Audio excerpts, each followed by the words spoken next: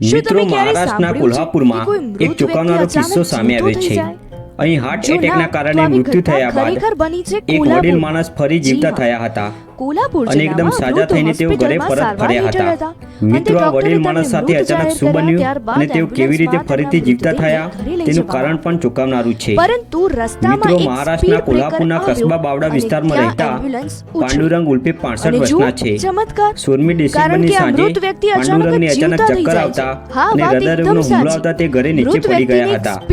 ત્યારબાદ પરિવાર તેમને કોલ્હાપુરના ગંગા વિષ્ણુ ખાનગી દવાખાને સારવાર માટે દાખલ કર્યા હતા, જ્યાં ડોક્ટરોએ 2-3 કલાક પછી પાંડુરંગને મૃત જાહેર કર્યા હતા અને પાંડુરંગના અંતિમ સંસ્કારની તૈયારીઓ ઘરે પણ કરવામાં આવી હતી અને પાંડુરંગને હોસ્પિટલમાંથી એમ્બ્યુલન્સમાં ઘરે લાવવામાં આવી રહ્યા હતા। ત્યારે રસ્તામાં સ્પીડ બ્રેકરને કારણે એમ્બ્યુલન્સને ધક્કો વાગ્યો હતો, જેના લીધે પાંડુરંગના શરીરમાં જીવ આવ્યો હતો। એમ્બ્યુલન્સમાં બેઠેલા પાંડુરંગના સંબંધીઓએ જોયું કે તેમની આંગળીઓને હાથ ધ્રુજતા હતા અને પાંડુરંગ શ્વાસ પણ લેવા લાગ્યા હતા।